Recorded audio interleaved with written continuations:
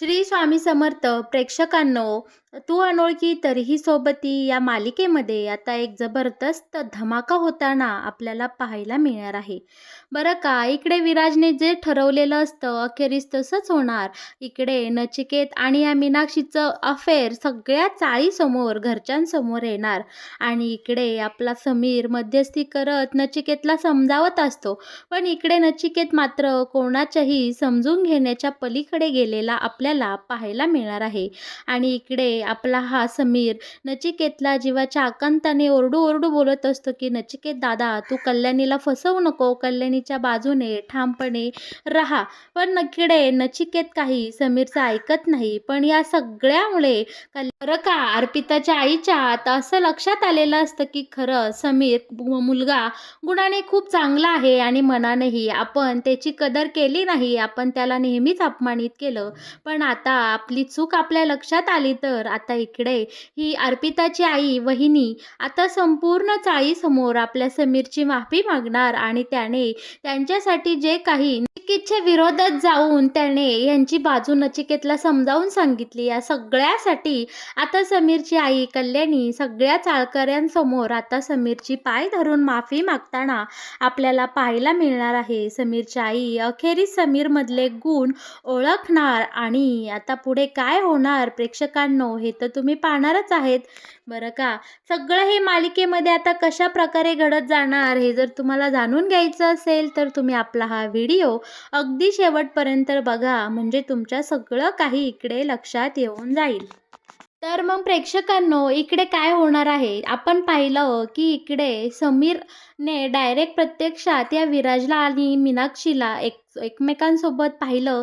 विराज मीनाक्षीच्या गळ्यामध्ये एक चेन घालत असतो आणि याने आपल्या समीरने या दोघांनाही रंगेहात पकडलेलं असतं. आणि आता आपला समीर तिथे जातो आणि विराजला बोलतो, म्हणजे मीनाक्षी, तू इतक्या भल्या माणसाला याच्या सांगण्यावरून नादी लावलंस, तरी म्हणलं नचिकेत दादासारखा इतका भला माणूस इतक्या खालच्या पातळीला जाऊन कसा काय वागू लागला. आणि विराज कामत, तू या सगळ्या मागं असशील असं वाटलं नव्हतं रे. तेव्हा विराज बोलतो, विराज कामत, इज्जत, अरे तू विसरलास का मी कोण आहेस. तेव्हा समीर बोलतो की हो, मी चांगलंच माझ्या लक्षात आहे तू कोण आहेस. तुझ्यासारख्या माणसाला इज्जत देण्या एवढी तुझी लायकी नाही, त्यामुळे तू विराज कामतच शोभतोस. बरं का, आता इकडे समीर वाटेल ते तोंडाला येईल आता इकडे या विराजला बोलू लागलेला असतो. विराजची त्याने खूप हटाई केलेली असते इथे. आणि आता समीर विराजला बोलतो की आत्ताच्या आत्ता तुझं ही जी काही थेरं चालली आहे ती थांबव आणि अर्पिताच्या बाबासारख्या भल्या माणसाला तू तुझ्या पायावर आणलंस असं मला कळलं. तेव्हा विराज बोलतो की हो, अरे त्यांचं चाळीतलं घर कधीच गेलं असतं, पण ते माझ्या हातापाया पडले म्हणून मी त्यांच्याकडे 5 लाखाची मागणी केली आणि त्यांना त्यांचं घर वाचवण्यासाठी एक संधी दिली. तेव्हा आता इकडे समीरला खूप राग आलेला असतो.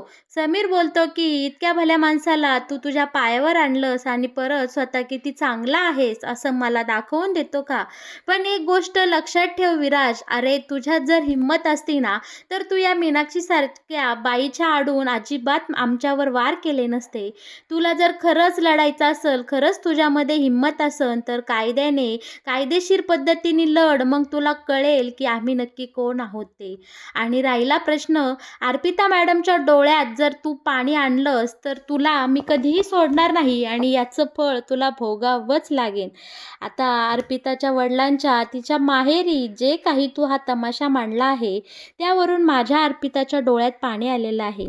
आणि हो, ते अर्पिता मॅडमचं माहेर काय आणि सासर काय, ही दोन्ही कुटुंब आमचीच आहे आणि या दोन्ही कुटुंबाला जर तू त्रास देण्याचा प्रयत्न केलास तर तुझी गाठ या समीर देशमानेशी आहे. आणि लक्षात ठेव, माझा संयमी स्वभाव आणि शांत स्वभावाचा तू गैरफायदा घेऊ नकोस. या पलीकडचा समीर अजून तू पाहिला नाहीस. आणि हो, तुझ्यात जर हिंमत असती ना तू अशी बाईलचाळी केले नसते, या मीनाक्षीच्या आडून तू असा वार केलाच नसता. या शब्दाने मात्र आता इकडे विराजला खूप राग आलेला असतो आणि तो आपल्या समीरवर धावून जातो. पण इकडे घडतं उलटंच. राजने समीरवर हात उचलल्याबरोबर समीरनेच इकडे विराटची चांगली धुलाई केली, त्याला चांगलं मुस्कळलं. इकडेच आपल्या समीरने या विराटच्या सणासण 1-2 कानाखाली लगावून दिल्या आणि वरून त्याला बजावून सांगितलं, की "हे जी काही तू नाटकं चालू केली आहेस, हा जो काही खेळ तू सुरू केला आहे, तो लवकरात लवकर थांबव." आणि मीनाक्षीला म्हणतो, "तू गं नचिकेत दादाच्या आयुष्यात लवकरात लवकर निघून जा."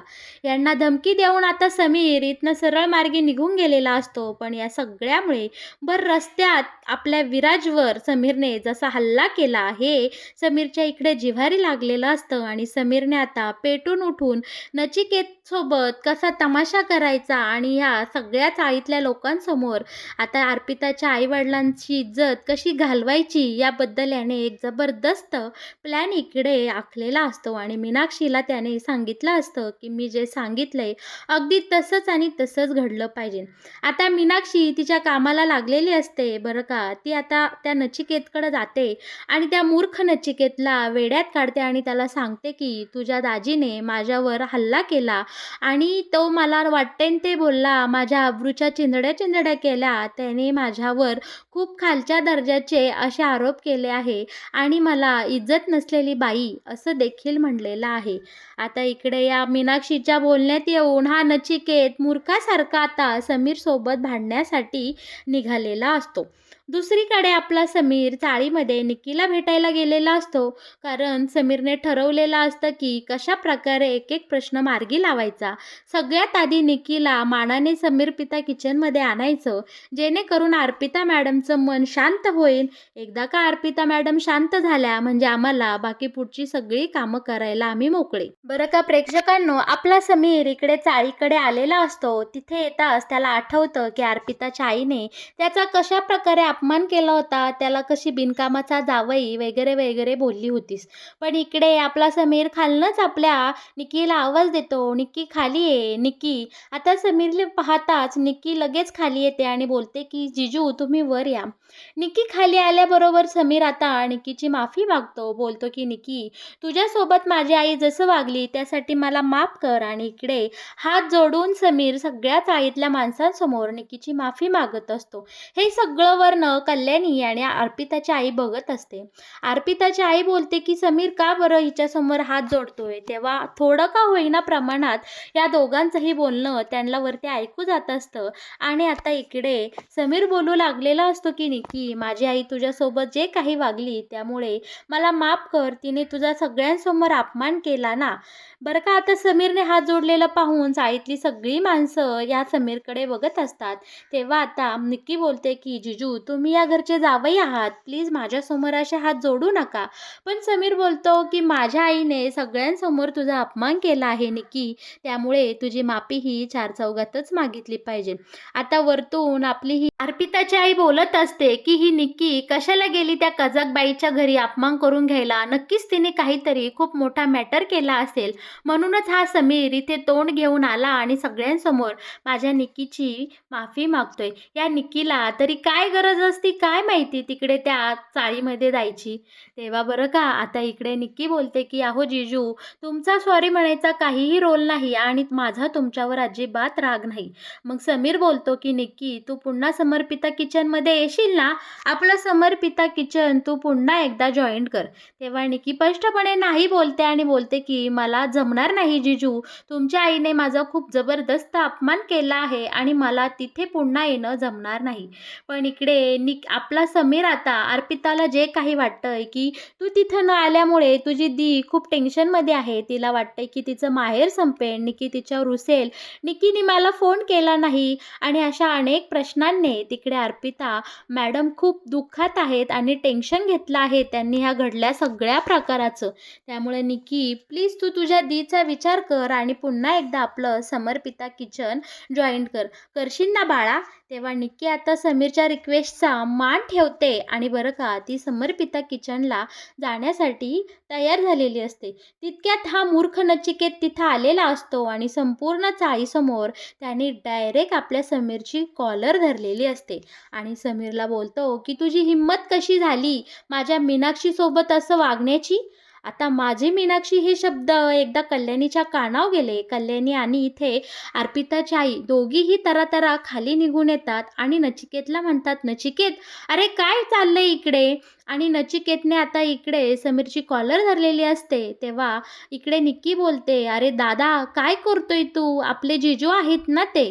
तेव्हा इकडे आता हा नचिकेत बोलतो, की "निक्की, तू मधी बोलू नकोस." या समीरने माझ्या या मीनाक्षीवर एकदम आरोप केले आहे आणि तिच्या चारित्र्यावर भर रस्त्यामध्ये, भर चौकात शिंतोडे उडवले आहेत. तेव्हा आता ही मीनाक्षी ही लगेच रडून पागळून सांगत असते, "हो नचिकेत, हा मला भेटला आणि याने माझ्यावर खूप सारे आरोप केले आणि तो माझ्यासोबत असं वागला आणि त्याने आपल्या नात्यावर शिंतोडे उडवले आणि माझ्या चारित्र्यावर संशय घेतला." तिथं येणारी जाणारी सगळी माणसं जमा झालती आणि ते माझ्याकडे अशी कुतूहलाने बघत होते. आता इकडे या मीनाक्षीने एकतर नचिकेतला फुल इकडे पंपिंग केलेला असतो. त्याचे फुल कान भरलेले असतात आणि हा बावळट नचिकेत तोंड वर करून त्याच्याच चाळीत, त्याच्याच घरच्या माणसांसमोर स्वतःचेच वाभाडे काढण्यासाठी इथे आलेला असतो. बरं का? तरीही समीर शांतपणे सगळी परिस्थिती हँडल करत असतो. तो नचिकेतला बोलतो, की "दादा, तुमचं चुकतंय. ही बाई त्या विराजला मिळालेली आहे आणि विराजच्या सांगण्यावरूनच हिने तुमच्या घराचे पेपर्स चोरून त्याला दिले आहेत. आणि एवढंच नव्हे तर दादा, या दोघांचा प्लॅन आहे की तुम्हा सगळ्यांना बरबाद करायचं आणि या चाळीतून बाहेर काढायचं. मी स्वतः हिला नचिकेतसोबत पाहिलं होतं आणि नचिकेत आणि ही काय गुण उधळत होते भर रस्त्यात ते मी माझ्या डोळ्यांनी पाहिले." पण इकडे हा नचिकेत अजिबात शांत विचार करण्याच्या मनस्थितीत नसतो. तो इकडे थोबाड वर करून सगळ्यांसमोर बोलत असतो, "माझ्या मीनाक्षीवर असे आरोप करायचे नाही. तिच्या डोळ्यात पाणी आलेलं मला सहन होणार नाही आणि मीनाक्षीचं आणि माझं काय नातं आहे हे आमच्या दोघांना माहिती. त्यामुळे समीर, तुझा काहीही अधिकार नाही आमच्या दोघांमध्ये बोलण्याचा." बरं का? आता इकडे नचिकेतचा आणि समीरचा वाद सुरूच असतो. पण आता इकडे संपूर्ण चाळीसमोर, कल्याणीसमोर हे दुसरंच रहस्य उलगडलेलं असतं. ते म्हणजे नचिकेत आणि मीनाक्षीच्या अफेअर्सचं.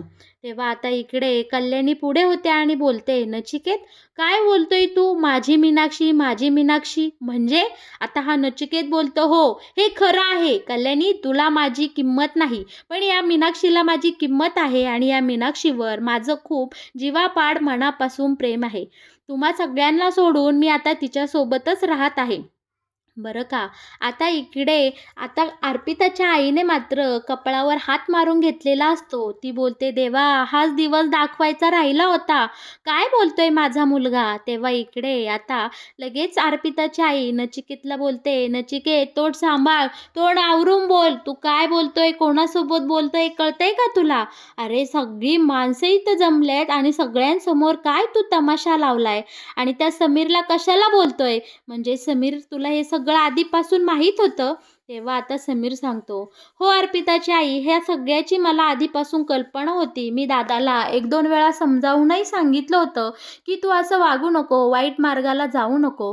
बाबांना सुद्धा याआधी या सगळं दादाचं प्रकरण कळलं असतं, पण माझ्यामुळे मी हे थांबवलं. याला सुधारण्याची एक संधी दिली, पण तुमचा मुलगा सुधारण्याचं नावही घेत नाही. आणि मी माझ्या अर्पिता मॅडमची शपथ घेऊन सांगतोय, की ही जी मीनाक्षी आहे ना, ती त्या विराजला मिळालेली आहे आणि विराजचा तुमचं हे संपूर्ण घर उद्ध्वस्त करण्याचा प्लॅन आहे आणि आपला भोळा नचिकेत दादा आता तिकडे याच्या नादी लागलेला आहे. या मीनाक्षीच्या नादी लागून विराजच्या कट कारस्थानाला इकडे बळी पडलेला आहे." आता मात्र इकडे या कल्याणीचं टाळकं फिरलेलं असतं. ती या नचिकेत समोर जाते आणि त्याला सगळ्या परिस्थितीबद्दल जाब विचारते. पण मात्र इकडे आता हा नचिकेत कोणाचा एक शब्दही ऐकून घ्यायच्या मनस्थितीत नसतो. आता ही कल्याणी नचिकेतला तर मारतेच, पण दुसरीकडे या मीनाक्षीचं या सगळ्यांसोबत चांगलंच थोबाड फोडताना आपल्याला पाहायला मिळणार आहे. आणि नचिकेतला बोलते, "अरे मूर्ख माणसा, तू स्वतःचं तर आयुष्याचं वाटोळं केलं, पण तू माझ्या आयुष्याचंही वाटोळं केलं. अरे असं नालायकपणा, नीचपणाने वागताना तुला आपल्या मुलीचा सुद्धा मनात विचार आला नाही. नाही. आणि इकडे मात्र आता अर्पिताची आई पूर्णपणे हरवून गेलेली असते आणि तिला मात्र कळून चुकलेलं असतं, की आपण लोकाच्या लेकराला इतके दिवस नावं ठेवत होतो. त्या समीरला आपण इतके दिवस नावं ठेवत होतो, निंदत होतो. तो मात्र चांगला निघाला आणि माझ्या पोटचा गोळा हा नचिकेत, हा मूर्ख मुलगा इतक्या वाईट मार्गाला गेला.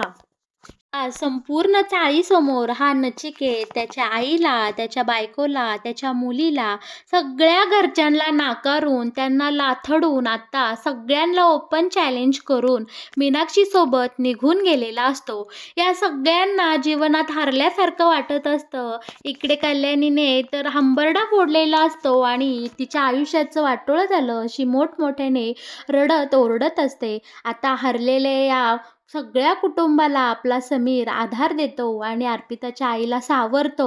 बोलतो की काळजी करू नका, तुमचं घर मी तुम्हाला नक्की मिळवून देईल. आपण कायद्याचा वापर करू आणि त्या विराजला चांगलाच धडा शिकू.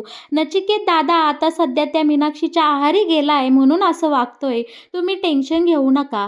पण आता इकडे या अर्पिताच्या आईला खूप मोठा धक्का बसलेला असतो आणि ती रडत रडतच आता समीरसमोर, सगळ्या चाळीसमोर समीरसमोर हात जोडते, त्याच्या पाया पडते आणि बोलते की समीरराव, माझं चुकलं, मला माफ करा. इतके दिवस मी तुम्हाला नावं ठेवत होते, मी तुम्हाला निंदत होते, पण तुमच्या मनात आमच्याविषयी जराही राग नाही का द्वेष नाही. तुम्ही मात्र नेहमीच आमच्या चांगल्याचा विचार करत राहिलात. नचिकेतबद्दलचं एवढं मोठं सत्य तुम्हाला माहीत होतं, ते तुम्ही आम्हाला कळू दिलं नाही. या उलट त्याला सुधरावं कसं, त्याला सावध कसं करावं, यासाठी तुम्ही लढत राहिला. आता इकडे कल्याणी ही तर मोठ्या धक्क्यातच बसलेली असते. निकी कल्याणीला सावरत असते, पण मात्र या सगळ्यात आता अर्पिताची आई फार हरून गेलेली असते आणि हरलेल्या या सगळ्या कुटुंबाला आपला समीर कशा प्रकारे आधार देणार आणि या संपूर्ण कुटुंबाला कशा प्रकारे दुःखातून बाहेर काढणार, हे सगळं बघायला प्रेक्षकांनो आपल्याला खूप आवडणार आहे. तर मग प्रेक्षकांनो, कसा वाटला तुम्हाला अनोळखी या मालिकेत येणारा हा नवीन ट्विस्ट? या मालिकेविषयीचे असेच नवनवीन अपडेट जर तुम्हाला सगळ्यात आधी जाणून घ्यायचे असतील, तर तुम्ही आपल्या या चॅनलला लवकरात लवकर सबस्क्राईब करा आणि हो, आपल्या व्हिडिओला लाईक केल्याशिवाय कुठेही जाऊ नका. धन्यवाद.